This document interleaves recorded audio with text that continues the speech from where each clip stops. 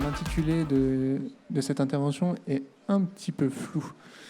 Hack the Game, on va parler de l'augmentation de l'expérience utilisateur dans le sport. Et pour cela, on va discuter avec vous trois, messieurs, de ces différentes possibilités. Vous avez trois profils assez différents. Je vais vous laisser vous présenter dans l'ordre de la slide. On va commencer par toi, Charles. Est-ce que tu peux juste te présenter, nous dire ce que tu fais chez Tech4Team? Bonjour, moi je suis Charles Gutt, directeur commercial chez Tech4Team. Donc je suis en charge de tout le business développement chez Tech4Team. Donc trouver des nouveaux clients qui vont tester notre logiciel que vous avez sous les yeux qui s'appelle Arena Metrics. Et je suis aussi en charge de tout l'accompagnement des clients dans la prise en main de l'outil pour les aider à optimiser toute la stratégie de billetterie. Puisque c'est là-dessus que nous travaillons chez Tech4Team, on aide les structures, les organisateurs d'événements culturels à optimiser leur stratégie de billetterie grâce au big data et au machine learning. Merci. On passe à Ludovic. Vous êtes assis dans l'ordre de présentation, c'est génial. Vous êtes des gens hyper sympas. Bonjour à tous, donc, moi je m'appelle Ludovic, donc, je suis marketing manager pour la startup LC. Alors moi à la base je suis un passionné de sport, plutôt de sport extrême. Donc je pratique le VTT de descente en compétition, également le ski nautique depuis de nombreuses années. Et en fait, c'est au cours de mes études en école de commerce où j'ai vraiment commencé à me passionner par le monde de la technologie dans le sport et plus particulièrement les objets connectés en fait, et l'impact que ça avait dans la performance des sportifs. Alors j'ai essayé moi-même en tant qu'amateur d'utiliser ces objets. J'ai été un petit peu déçu et du coup j'ai découvert en fait une équipe de chercheurs qui travaillait sur un projet assez passionnant. On aura l'occasion d'y revenir plus tard. Et du coup j'ai intégré LC il y a maintenant un peu plus de 7 mois, donc vraiment sur des postes assez divers parce qu'on est une start-up, on est peu nombreux. Donc on a des profils qui sont différents mais complémentaires. Donc j'interviens sur de la communication, du marketing. Voilà. On va garder le meilleur pour la fin. David, je te laisse te présenter. Bonjour, je m'appelle David Banchet, je suis le directeur du digital au sein du groupe Olympique Lyonnais. J'ai eu une première vie pendant 10 ans de direction technique dans les groupes Allociné, TF1 et Price Minister. Ensuite, j'ai accompagné une quinzaine de startups et créé la mienne pendant 5 ans. Et depuis 1 an, je suis directeur du digital à l'Olympique Lyonnais. L'idée, c'est de créer un pôle digital au sein du groupe, le groupe réunissant finalement le club et le nouveau parc OL qui contient ce stade connecté, ce nouveau stade depuis le 9 janvier. Et donc, sur 3 expertises principales, la communication digitale, la partie digital fan experience, web, mobile et digitalisation d'espace physique, et puis la partie data et CRM. Voilà. Et pour ceux qui ne me connaissent pas, moi j'édite un média qui s'appelle Aruco et qui s'intéresse aux objets connectés, à l'IoT et aux nouvelles techno. Donc je suis très content d'animer cette table ronde avec vous trois. On va parler de tous les champs d'application de la techno dans le sport. On va les passer rapidement en revue parce que ce n'est pas le centre de notre problématique de cette intervention, mais simplement pour les passer en revue et pour bien voir que la technologie prend place dans à peu près tous les secteurs. On commence par la santé. Alors Ludovic, toi tu vas être particulièrement sensible à celui-là parce que évidemment c'est là-dedans que vous sévissez avec LC. Mais pas que, finalement, on en trouve un peu partout. On en trouve évidemment sur le terrain et on connaît toutes les technologies, notamment la goal line technologie qui permet maintenant de savoir s'il y a un but ou pas au foot. Je ne sais pas si c'est encore implémenté à Lyon, mais ça le sera probablement un jour. Votre avis, avant qu'on les déroule toutes, votre avis, est-ce qu'il y a encore un secteur qui manque à l'appel pour ces nouvelles technos connectées, etc.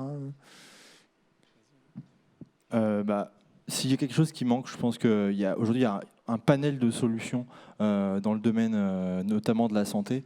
Donc la santé, en fait, évidemment, la pratique du sport contribue à être en bonne santé, et c'est quelque chose, il y a une vraie prise de conscience en fait depuis à peu près une dizaine d'années en France, mais partout dans le monde, sur l'importance qu'a le sport aujourd'hui en fait pour le bien-être, mais également pour prévenir des maladies chroniques. Donc une pratique régulière d'une activité physique. Donc vous connaissez tous les campagnes qui ont été faites, voilà, pour encourager les gens à se bouger. Donc dans cette logique-là, il y a beaucoup d'acteurs qui sont arrivés sur le marché avec des innovations ou bien des gadgets, donc pour justement répondre à ce besoin que les gens ont de quantifier en fait leur effort et de savoir, d'avoir des données en fait sur l'effort qu'ils font. Donc c'est ce qu'on appelle le quantified self. Donc il y a donc depuis plusieurs années énormément de montres connectées qui se développent, d'applications mobiles, donc qui ont aussi permis à certains sports de se fédérer autour de communautés. On pense notamment au running ou au cyclisme, donc avec des Runtastic par exemple, ou des Strava pour le cyclisme. Et tout ça en fait permet aux gens en fait de prendre conscience de l'importance de faire du sport, et ça permet aussi de pousser en fait la performance, parce que les gens vont commencer à se poser des questions vis-à-vis de leur performance, et donc déboucher sur la nutrition, sur le sommeil, sur l'hygiène de vie. Donc tous ces éléments en fait qui contribuent également à être en bonne santé. Donc nous en fait, pour vous parler un petit peu de ce qu'on fait, je pense que je peux en parler ici. Tu peux en parler. Je peux, j'ai le droit. Donc nous en fait, donc à la base, LC, c'est une équipe de 3 chercheurs du CNRS, donc qui travaillaient sur pas mal de sujets, la cancérologie, la biologie. Voilà, ils ont fait pas mal de recherches, et en fait ils se sont rendus compte qu'aujourd'hui tous les conseils qui étaient donnés en termes d'activité physique ou d'alimentation étaient génériques. Donc, c'est-à-dire que on disait aux gens, voilà, faites du sport, allez courir 1 heure parce que c'est bien. Et donc, du coup, les gens l'ont fait et le font toujours. Cependant, on ne prenait pas en compte en fait les différences au niveau du métabolisme et de la génétique de chacun, parce qu'on a tous un métabolisme en fait qui est différent, on a tous une génétique, des gènes qui sont différents. C'est ce qui fait en fait que voilà, mon voisin peut-être n'a pas la même morphologie que moi, et du coup en fait on est vraiment parti de ce constat, et on a développé une solution donc complètement personnalisé, qui permet en fait d'analyser son métabolisme en temps réel et de voir l'impact du sport et de la nutrition sur son métabolisme, et de voir ce qui est efficace ou ce qui n'est pas efficace. On continue, donc ça c'était un bon exemple, parce que vous, avec Elsie, vous êtes particulièrement impliqué dans ce qui concerne la technologie dans la santé. J'ai avancé un peu vite, j'ai parlé du terrain et je ne repasse pas dessus. Dans le stade, un petit mot avec David, vous avez été particulièrement concerné par cette problématique-là avec l'OL, parce que, comme on le sait, vous avez bâti un nouveau stade qui est entré en fonction il y a quelques mois. Oui, il y a 5 mois. Oui. Voilà, et en fait, c'est une problématique, j'imagine, que vous avez brossé de fond en comble pour savoir ce qui était utile et ce qui était valable et économiquement réaliste, et quelle technologie il fallait intégrer dans un nouveau stade. Oui. En fait, dès le départ du projet de la construction du nouveau stade, la réflexion sur l'expérience digitale a été menée pratiquement 3 ans avant le début de la construction sur l'infrastructure à mettre en place pour imaginer l'expérience digitale derrière. Donc en fait, on est parti du principe, sur une initiative privée, entièrement privée, de déployer du Wi-Fi au sein du stade. Donc on a à l'heure actuelle 650 bornes Wi-Fi installées au niveau du stade qui nous permettent d'assurer une connectivité optimale. On a une couverture cellulaire aussi grâce à l'Euro et l'UEFA, qui a été mentionné directement dans les cahiers des charges initiaux, qui nous permettent du coup déjà dans un premier temps de pouvoir faire rayonner l'événement en dehors du stade par le biais notamment des réseaux sociaux, mais d'imaginer une expérience qui se prolonge aussi à l'intérieur du stade via les différents écrans qu'on peut proposer. Donc à l'intérieur du stade, on a 2 écrans géants qui permettent de rediffuser principalement de la vidéo, mais aussi pouvoir interagir en termes de gamification avec les spectateurs. On a aussi 350 écrans IPTV au niveau des loges, des salons et des tribunes, des coursives plutôt orientées B2C qui permettent notamment de relayer le match en temps réel, mais aussi de pouvoir interagir directement avec le smartphone du téléphone, le téléphone des spectateurs avec une expérience enrichie. Donc l'enjeu a été double, principalement enrichir l'expérience du spectateur, mais aussi de lui simplifier la vie, sans être toutefois une contrainte pour ceux qui ne seraient pas forcément digital addicts. Donc via le smartphone, on a tout un tas de services qui sont venus enrichir l'expérience dans un premier temps, avec du replay VOD multicaméra, la possibilité 1 minute 30 ou 2 minutes après une action de pouvoir revoir une action en choisissant son angle de caméra, de pouvoir commander depuis sa place à manger, à boire, un sandwich, une boisson, la possibilité aussi de consulter des statistiques, évidemment, de pouvoir rayonner sur les réseaux sociaux en agrégeant l'ensemble des contenus de nos comptes officiels, de comptes de fans modérés, etc. Et puis de dématérialiser surtout le billet, de pouvoir arriver avec son téléphone, son QR code, et de pouvoir passer les bornes tripod grâce à son smartphone. Donc ça a été vraiment l'idée d'enrichir l'expérience. Simplifier la vie, c'est la dématérialisation du billet et effectivement gagner du temps en commandant depuis sa place, en accédant à une caisse prioritaire. Et l'enrichissement, c'est surtout via la vidéo et les réseaux sociaux.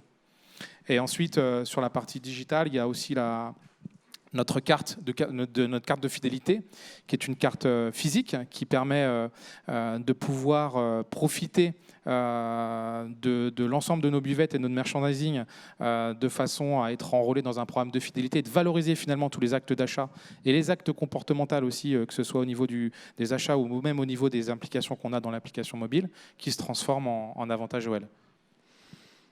Merci. Alors, les applications des nouvelles technologies, on en trouve aussi en matière de sécurité.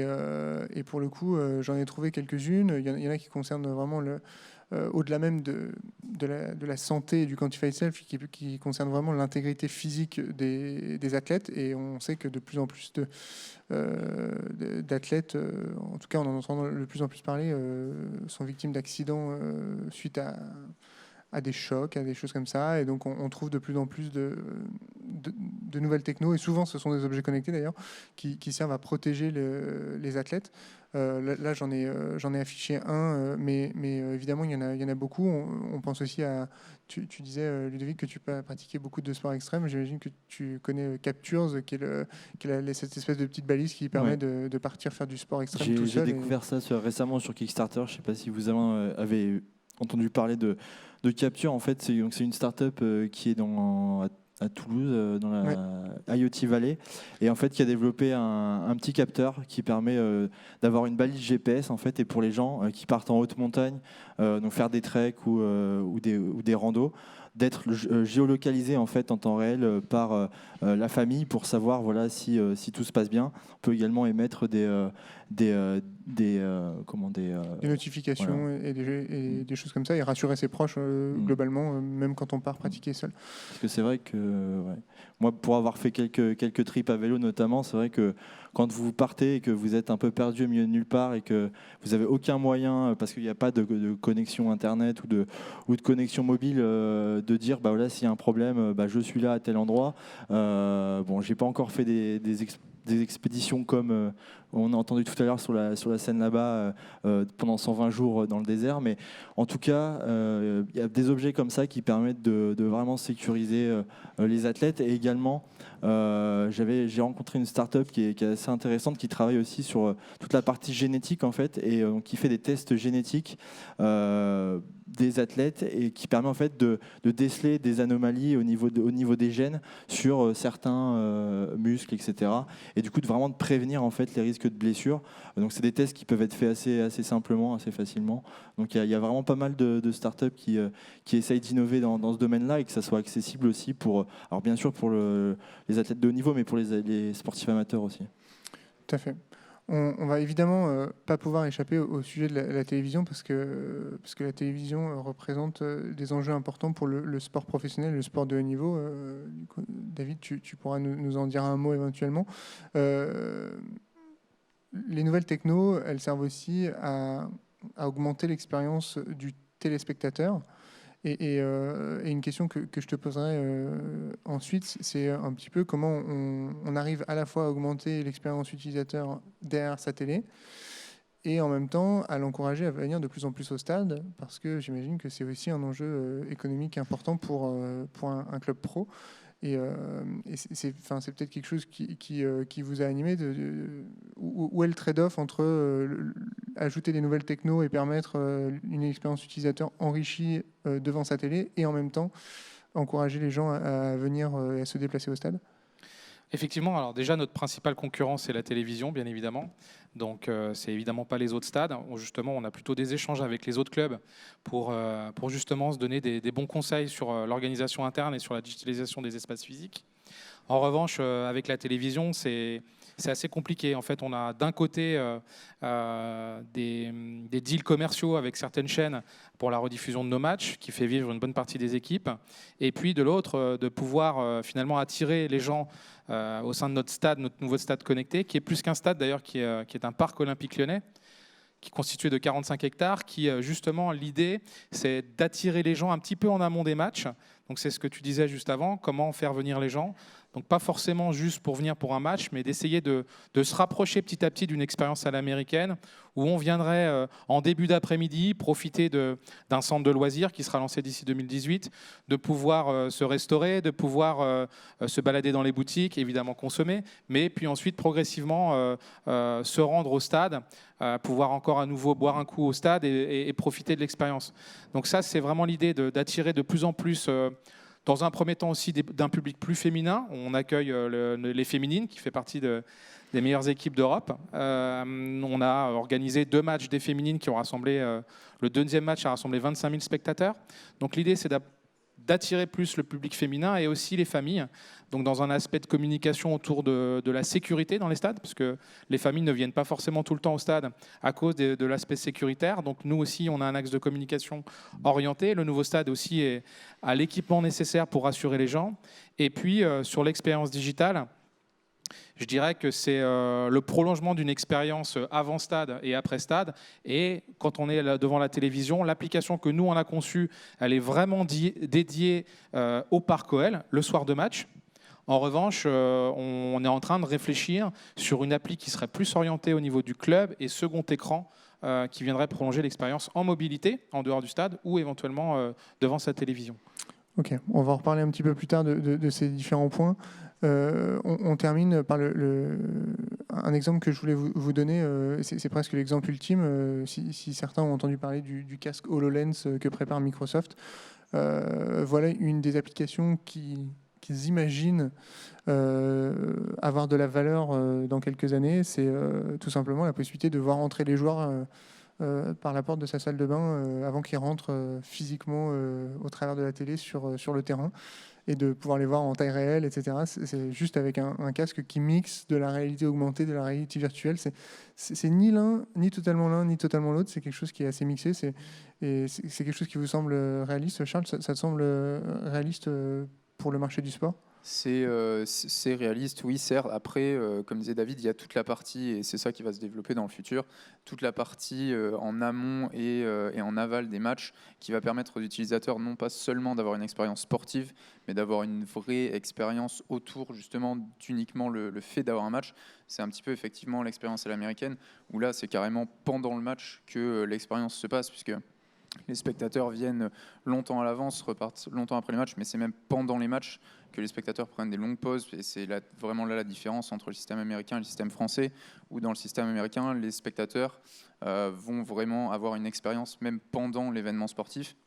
Donc voilà, c'est ça aujourd'hui qui va peut-être faire la différence entre des casques de réalité augmentée comme celui-ci par exemple, et une vraie expérience au stade qui va devenir une expérience non pas uniquement sportive, mais voilà, une vraie expérience avec un parc de loisirs, avec un musée, etc., etc. Il faut dire aussi que le sport à l'américaine est prévu pour les coupures.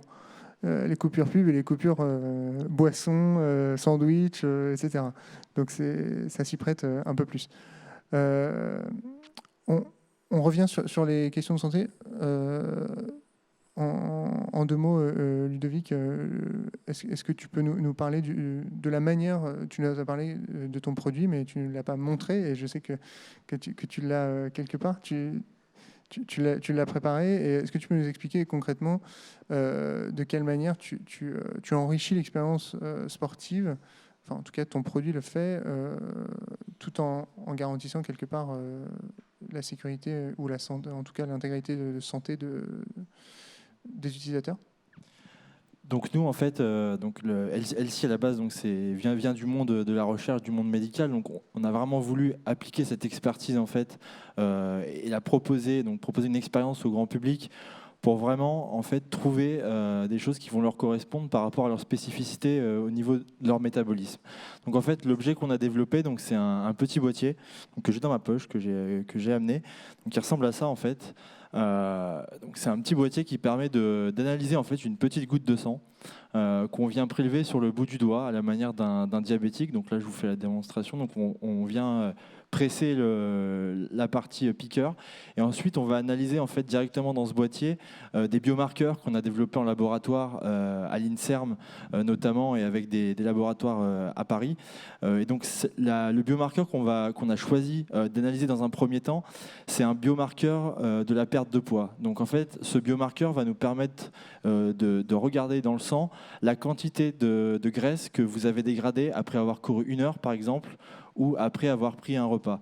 Donc l'idée en fait derrière LC, c'est vraiment de trouver une alimentation et une activité physique qui vous correspondent vraiment par rapport à votre métabolisme et qui vous permettent en moyenne de dégrader du gras et donc d'augmenter vos performances et d'être vraiment dans le côté efficace.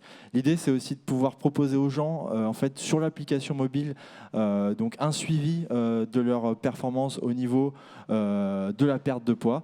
Aujourd'hui, il n'y a aucun moyen sur le marché vraiment de quantifier la perte de poids. Alors vous avez les balances, vous allez me dire, mais en fait, ce qui se passe avec les balances, c'est qu'on va regarder uniquement le poids et pas le ratio entre la masse grasse et le muscle. Et en fait, les gens qui veulent perdre du poids, avant tout, ils veulent perdre de la graisse. Parce que s'ils n'ont que du muscle, ils peuvent peser un peu plus être un peu plus lourd. Donc nous, on va vraiment se focaliser là-dessus. La vision à moyen terme d'Elsi, c'est de développer d'autres marqueurs, évidemment.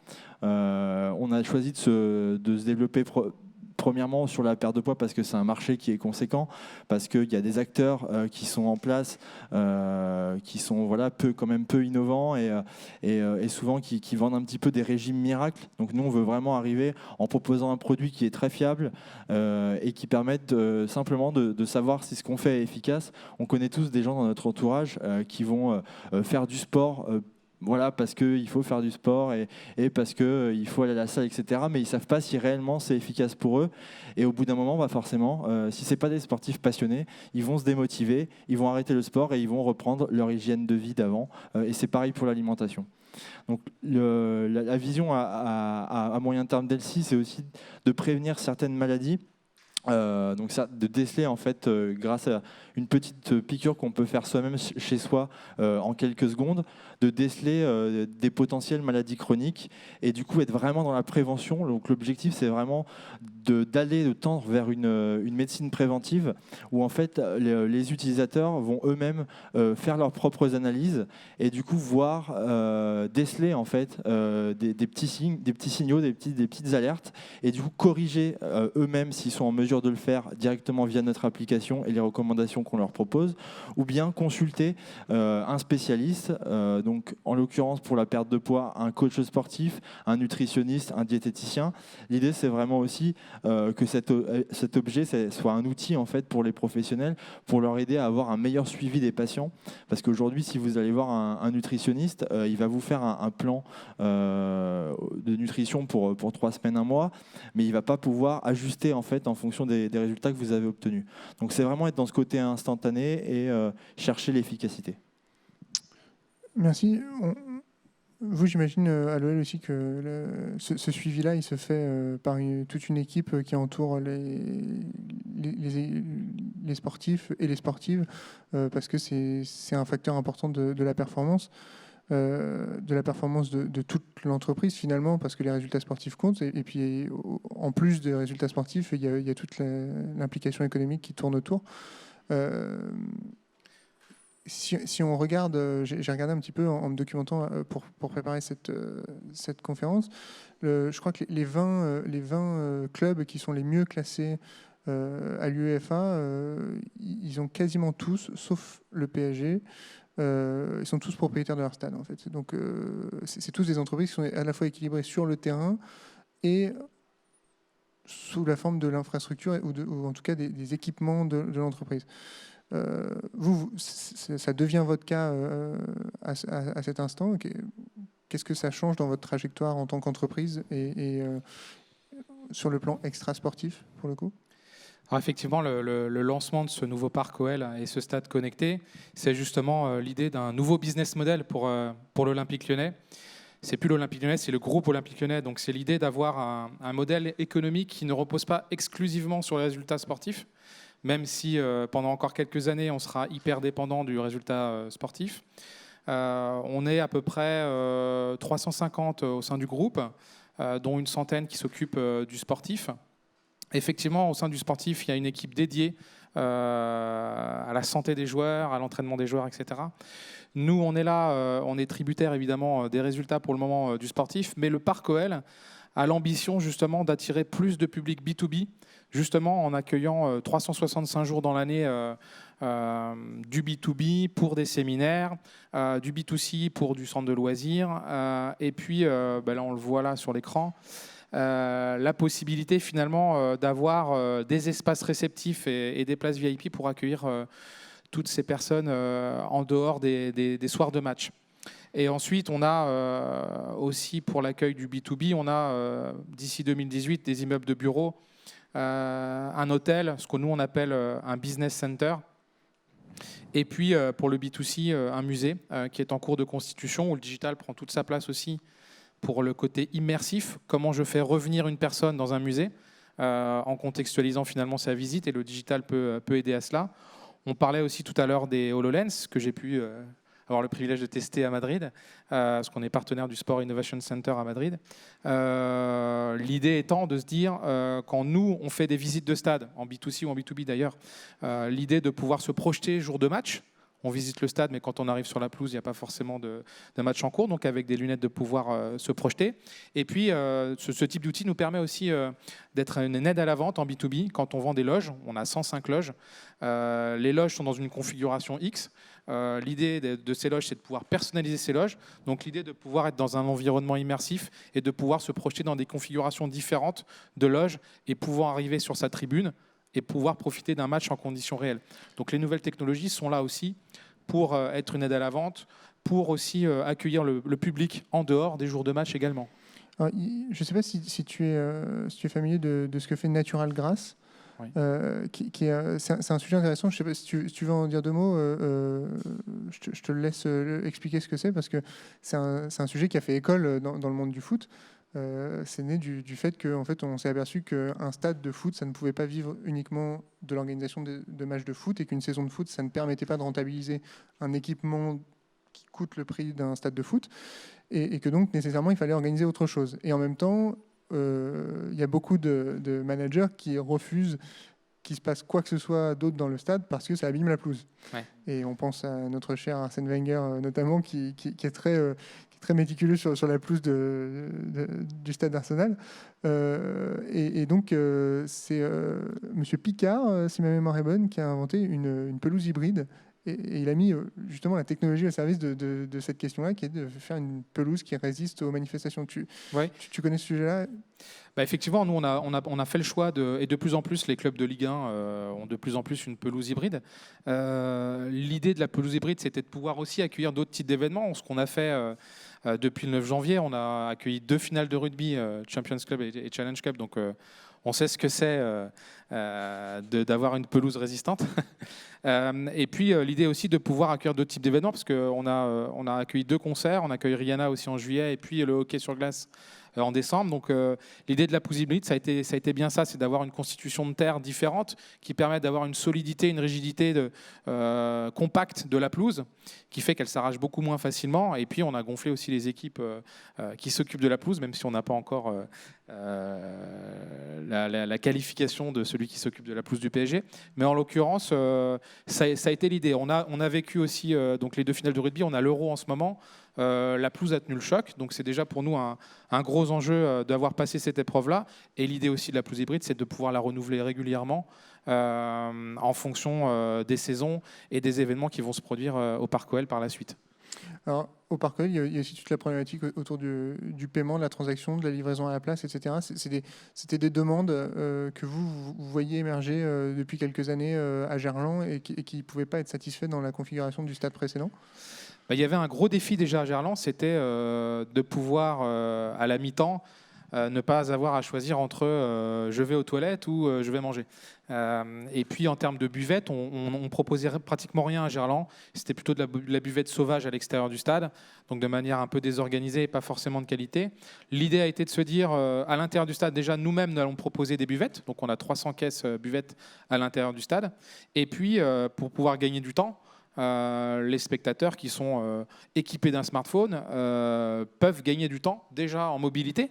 Ou au sein de son siège, on a bien 3-4 minutes pendant le match pour pouvoir consulter tranquillement les produits. On remarque que sur l'application mobile, on a un panier moyen qui est plus élevé, parce qu'on a plus le temps de choisir, donc on prend plus d'éléments. Et puis, la possibilité aussi de pouvoir partager ses émotions à l'extérieur du stade, tout bêtement. Donc ça passe pas forcément par l'appli, même si on a les réseaux sociaux, mais c'était aussi l'idée de pouvoir prendre des photos, prendre des vidéos, rayonner sur les réseaux sociaux. Et puis la partie paiement, l'idée de sécuriser la partie paiement, de pouvoir récompenser aussi les gens de leur fidélité. Pour nous, évidemment, il y a un enjeu de data. Mais il y a aussi un enjeu de qualité de nos services. Quand on voit l'ensemble des services qui sont proposés principalement via l'application mobile, ce n'est pas forcément toujours un enjeu business pour nous, parce que la partie vidéo, il n'y a pas forcément de business derrière pour nous. La partie statistique non plus, la partie gamification non plus. Tout ça, pour nous, il y a plus un enjeu de communication, de notoriété, de faire rayonner l'événement en dehors du stade. Et puis après, des objectifs plus business, c'est plus essayer d'apporter du confort à l'accessibilité buvette ou produits merchandising à l'intérieur du stade. Charles, toi, le regard que tu portes sur ces nouveaux équipements, ces nouvelles possibilités, ça décuple un petit peu l'utilisation qu'on peut avoir de vos solutions, n'est-ce pas ? Alors, nous, chez Tech for Team, on a besoin de data, c'est notre métier, et c'est sur ça qu'on s'appuie. Donc, effectivement, tout le développement de tous ces stades connectés, ça nous aide à récupérer un maximum de données qui, après, vont nous permettre de faire un retour statistique à l'ensemble de nos clients. Et c'est ce retour-là, après, nous, sur lequel on va capitaliser et sur lequel on va pouvoir faire une vraie proposition de valeur. Donc, nous, Tech for Team, on est la première start-up en France à proposer des solutions innovantes en termes de billetterie grâce au big data et grâce au machine learning. Donc, notre but, c'est de vraiment aider les clubs de sport, entre autres, à optimiser à la fois le pilotage de leurs ventes et la connaissance de leurs clients. Et donc, nous, principalement, on agit avant et après les matchs, comme je le disais tout à l'heure. Le fait de récupérer des datas pendant les matchs, ça peut aussi nous permettre, dans le cadre de la connaissance client, de pouvoir proposer de l'upselling notamment, en regardant quand est-ce que les gens achètent le plus au moment du match, en regardant quels sont les pics de connexion, pour pouvoir après justement faire une gestion des flux plus intelligente au niveau des buvettes, au niveau des pics de connexion, etc., etc. Donc voilà, nous, tout le développement de ces services-là, ça rentre dans aussi notre stratégie de développement, sans quoi on ne pourrait pas nous proposer une vraie proposition de valeur s'il n'y avait pas des installations comme aujourd'hui il y en a au Parc OL. Donc, par exemple, quel est le niveau d'expertise que vous ajoutez quand ce qu'on voit derrière nous, les possibilités offertes par ce nouveau stade entrent en ligne de compte ? Alors, nous, la vraie expertise qu'on a, c'est une expertise statistique, puisque c'est de là sortent les deux fondateurs de notre boîte, l'ENSAE, l'école de statistique, et HEC Entrepreneur. Et aujourd'hui, c'est là-dessus vraiment qu'on capitalise. On propose donc du reporting classique sur les ventes. On propose aussi tout ce qui est prévision d'affluence. Et ça a vraiment une forte valeur pour tous les clubs de sport en général, et même pour les structures de l'entertainment en général, puisque ça va permettre de gérer les flux, ce qui est extrêmement important, notamment aux abords du stade. Ça va permettre de savoir quand est-ce que les gens arrivent au stade. Est-ce que les gens ont plus l'habitude d'arriver en avance? Est-ce qu'ils arrivent juste avant le match? S'ils arrivent en avance, qu'est-ce qu'on peut leur proposer pour que pendant les 2 heures qui précèdent le match, ils apportent quelque chose à l'Olympique Lyonnais ou à n'importe quel club. On rejoint un petit peu ce que disait David avec l'idée de faire venir les gens en avance et de les faire consommer et participer à des activités qui sont périphériques au match et que Exactement. finalement le match soit l'apogée de la journée et plus seulement la raison de venir au stade, c'est ça? C'est exactement ça. Nous, on veut faire en sorte que les gens aient une vraie expérience avant le match ou avant une visite, etc. etc. Et ça, notre but, c'est de vraiment personnaliser la relation client qu'ont les clubs. C'est d'optimiser la relation que les clubs ont avec leurs clients en fonction de leurs habitudes de consommation. Donc, c'est de regarder quand est-ce que les gens achètent leur billet. Est-ce que cette personne-là précise a l'habitude d'acheter son billet 2 jours avant le match, ou est-ce qu'elle a l'habitude de l'acheter 2 semaines avant? Auquel cas, on ne s'adressera pas à elle de la même manière. Est-ce qu'elle a l'habitude d'arriver 2 heures avant le match ou juste avant le match, etc., etc. Combien est son panier moyen? Et en croisant les données identitaires des gens avec leurs habitudes de consommation, c'est là qu'on va réussir à proposer et à diffuser un message qui soit très personnalisé et sur lequel on aura un retour sur investissement qui sera beaucoup plus important. À l'OL, vous utilisez ce type de service et vous aviez conscience qu'en ajoutant ce type de techno à votre outil, vous alliez avoir ce type d'exploitation statistique? Oui, alors c'est ce qu'on appelle le yield management ou le revenue management. C'est des sujets qu'on évoque depuis longtemps. On est en discussion déjà depuis plus d'1 an avec Tech4Team. Nous, l'idée, c'est, par ce stade connecté, c'est évidemment de collecter de la data pour, améliorer nos services, et puis 2, améliorer, nous, en interne, notre stratégie marketing commerciale. Donc, sur la partie accessibilité, effectivement, il y a un gros enjeu pour nous, parce qu'en plus, on est excentré de Lyon. Avant, on était dans Lyon, donc on est excentré. Donc, toute la partie qui a été en amont de travailler avec Keolis et le Citral pour justement avoir un tram qui arrive directement au pied du stade.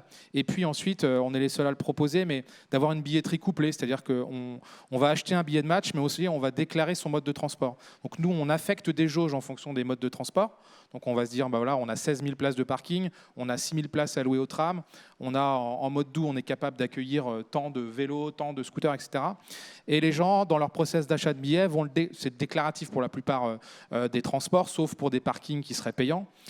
Et ça nous permet, en fonction d'une jauge qui est remplie, de pouvoir la supprimer du parcours d'achat pour pouvoir gérer correctement nos flux. Il n'empêche que l'accessibilité par la voie des transports publics n'est pas forcément la plus optimisée. Donc nous, on travaille beaucoup, on a partenariat avorté avec Uber, mais on travaille avec Blablacar en ce moment sur des problématiques de car sharing, avec Hyundai aussi, notre partenaire, sur la partie car sharing, et puis sur la partie analyse des flux. Donc, où nous, on a un tracking data à Instadia sur la partie buvette, achat, comportement, où on améliore nos services. À l'extérieur du stade, on travaille avec des opérateurs téléphoniques, et notamment Orange, qui est un partenaire majeur du stade, pour récolter des données anonymisées, je tiens à le dire, qui nous permettent en fait de comprendre d'où viennent nos spectateurs, où ils logent la veille du match ou le jour du match, et à quelle heure il arrive et par où il arrive. Ça nous permet quoi? Ça nous permet, dans les grandes masses, de pouvoir réorienter notre stratégie marketing d'acquisition en fonction des zones de provenance. Et puis d'améliorer aussi notre staffing, parce que soir de match, on a à peu près 2000-2500 personnes qui travaillent dans le stade, que ce soit des agents de sécurité, des agents de contrôle d'accès, des agents dans les buvettes, etc. Et en fonction des flux, de pouvoir affecter des zones de sécurité, des zones de contrôle d'accès en fonction de ces différents flux. Et sur la partie revenu management, donc nous, on y va progressivement. Donc je pense qu'il y a quelque chose qui va aboutir saison prochaine. Mais dans un premier temps, c'est plutôt un historique qu'on analyse. Donc nous, on a un data analyst en interne qui permet de faire ce genre de choses. Et on est plutôt dans une dynamique d'upgrade de place pour le moment. De fait d'avoir certains blocs qui se remplissent assez vite et de pouvoir se dire que certains blocs se remplissent moins vite. Et qu'on a la possibilité finalement d'un spectateur de le proposer une place plus chère avec un upgrade qui forcément lui apporterait des bénéfices financiers. Donc nous, on est dans cette logique d'optimisation de la tarification, plutôt manuellement pour le moment. Mais c'est vrai que des outils comme Tech4Team pourraient nous permettre d'aller plus loin et plus vite surtout, et d'automatiser certains process. Ok, ce qu'on voit là, c'est un petit peu la globalité de ce que tu viens de décrire. C'est à la fois le stade, mais aussi tout ce qui tourne autour et toutes les activités qui gravitent autour de cette expérience. Et c'est probablement la base de tout votre travail chez Tech4Team, c'est aussi d'exploiter et de mettre en synergie toutes ces différentes sources de données qui ont probablement pas les mêmes indicateurs, probablement pas les mêmes paniers moyens, etc. J'imagine que la saisonnalité pour ces différents types d'activités est complètement différente, etc. Comment on met en œuvre un concept global comme le parc OL quand on a des problématiques si variées à gérer au jour le jour? Alors nous, on essaye de créer des groupes homogènes de consommateurs pour pouvoir s'adresser à eux de la manière la plus personnalisée possible. C'est un peu notre but et notre stratégie au niveau de l'optimisation de la connaissance client.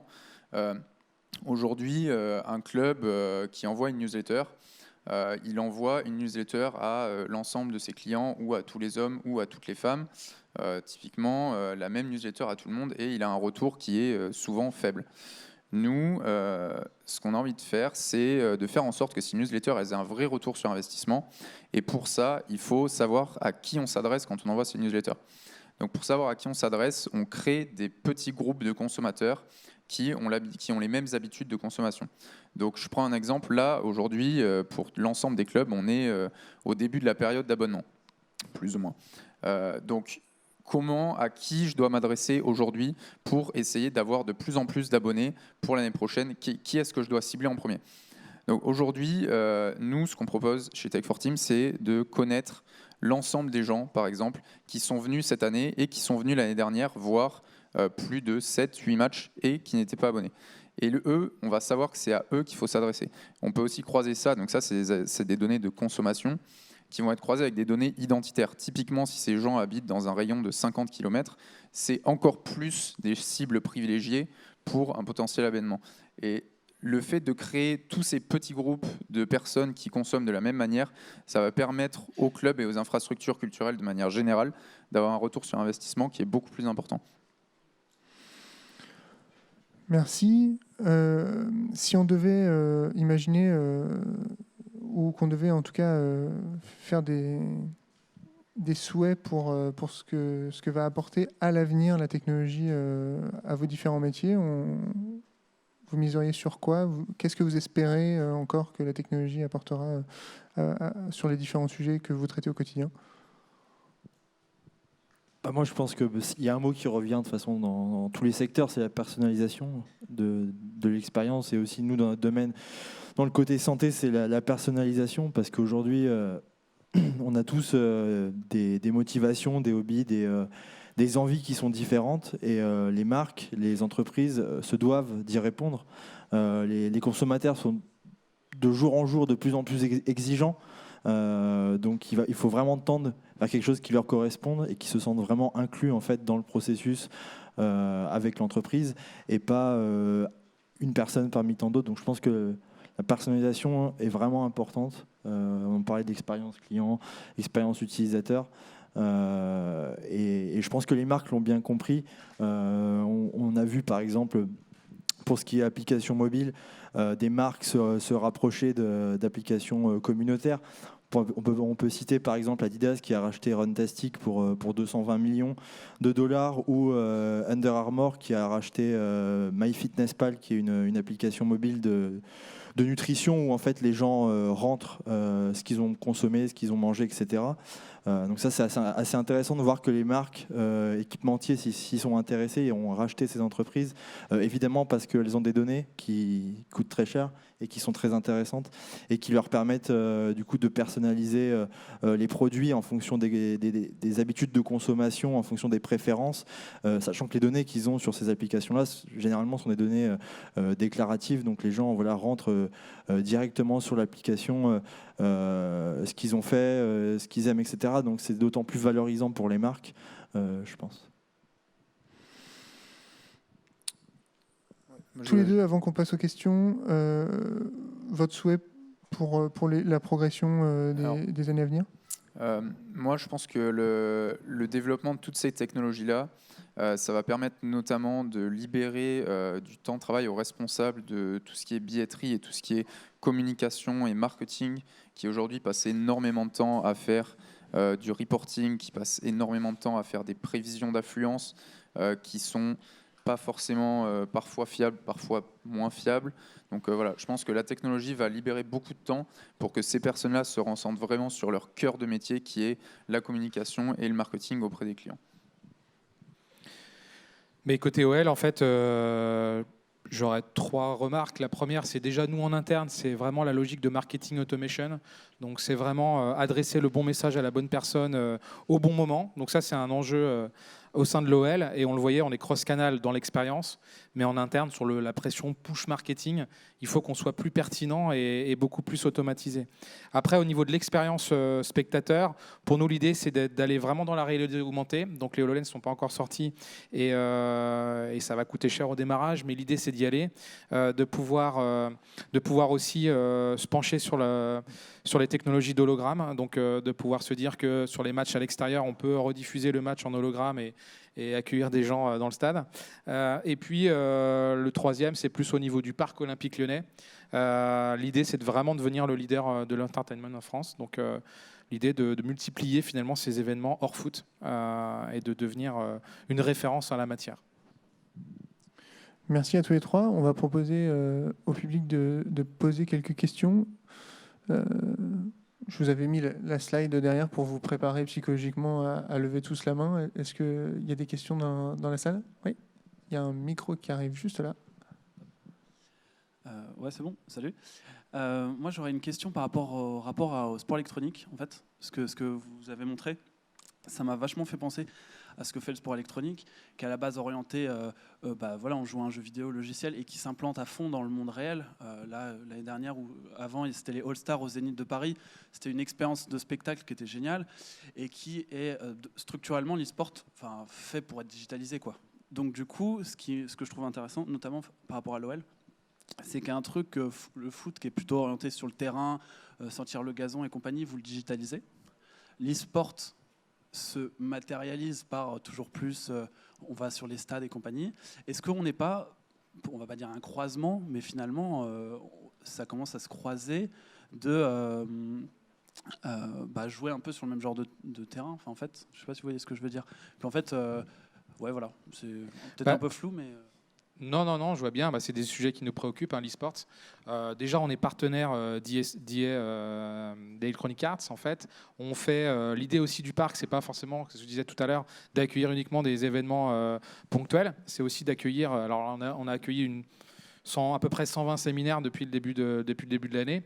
On a organisé des concours de jeux vidéo. L'idée, c'est d'avoir une vraie logique d'events en dehors des jours de match et d'aller de plus en plus vers la partie e-sports, quoi. Donc ça, on regarde. Et après, sur la partie techno, on regarde aussi, par exemple, des courses de drones aussi qui se passent aux États-Unis pour pouvoir accueillir ce type d'événement au sein du stade. Tu me fais plaisir.